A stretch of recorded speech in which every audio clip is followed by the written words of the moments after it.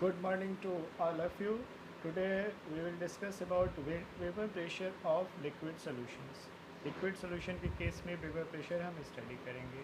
Here we shall take liquid solution. यहाँ पे जो है हम liquid solution का केस लेंगे in which both the solute and solvent are in liquid state. दोनों ही आपके जो solute हैं और solvent हैं दोनों जो ही आपके liquid state में. और हम यहाँ पे कंसिडर करेंगे कि आपका जो सल्यूट है और सॉल्वेंट है दोनों ही जो है आपके वोलेटाइल इन नेचर है, दोनों ही जो आपके वोलेटाइल हैं, ठीक है. और टेम्परेचर रिमेंस कांस्टेंट, टेम्परेचर जो है हम कांस्टेंट रखते हैं.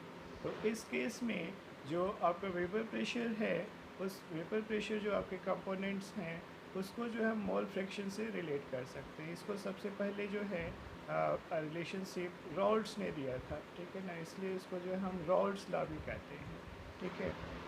सबसे पहले इसको जो है रॉल्ड्स ने जो है एक्सप्लेन किया था, इस कंसेप्ट को दिया था, तो इसलिए इसको जो हम रॉल्ड्स लॉ भी कहते हैं, ठीक है. इस लॉ को हम इस तरह से स्टेट कर सकते हैं, ठीक है. रॉल्ड्स लॉ को जो है इस तरह से स्टेट किया जा सकता है कि in case of binary solution के केस में, ठीक है, ऑफ वोलेटाइल लिक्विड्स के बाइनरी सोल्यूशन के केस में the partial vapor pressure of each component is directly proportional to its mole fraction in the solution, ठीक है.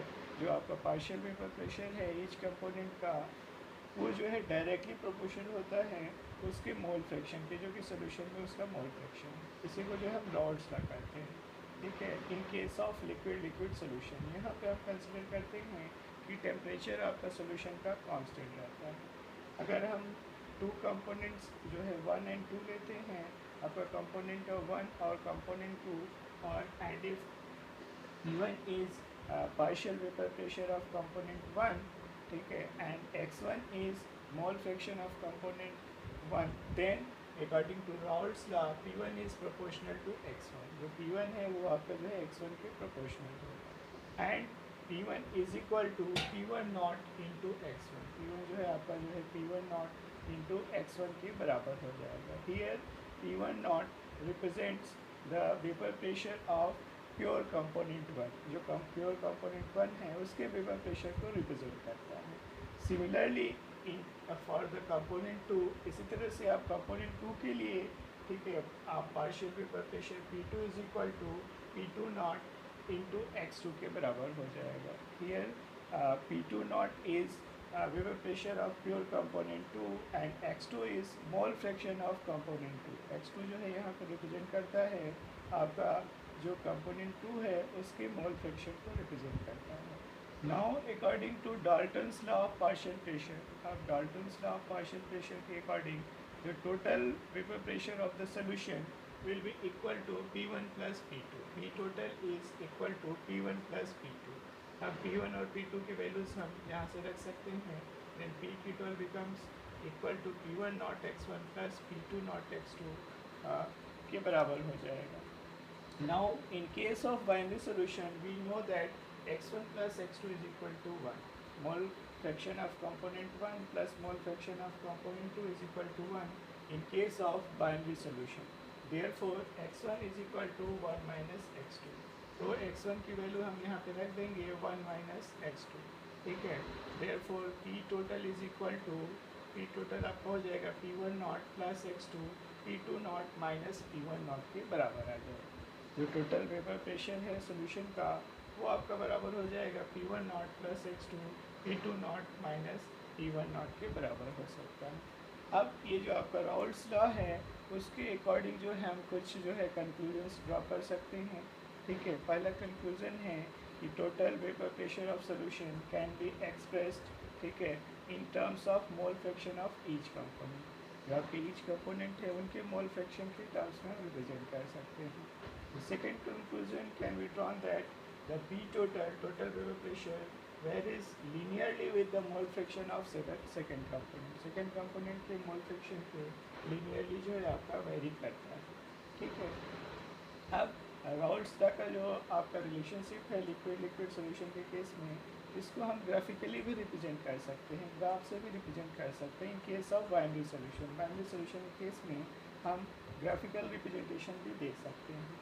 तो this figure represents the plot of vapour pressure and mole fraction of an ideal solution at constant temperature. Temperature जो है आपका constant रहता है, तो ideal solution जो कि आपका बाइनरी मिक्सचर है उसमें वेपर प्रेशर को हम मोल फ्रैक्शन के अगेंस्ट जो है प्लॉट करते हैं। मोल फ्रैक्शन हम एक्स एक्सिस पे लेते हैं और वेपर प्रेशर को वाई एक्सिस पे कंसिडर करते हैं।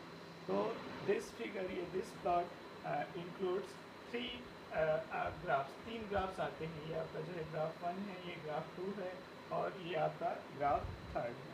ठीक है, तो graph 1 simply represents the vapour pressure of partial vapour pressure of component 1। Component 1 के जो है पार्शियल वेपर प्रेशर को रिप्रेजेंट करता है।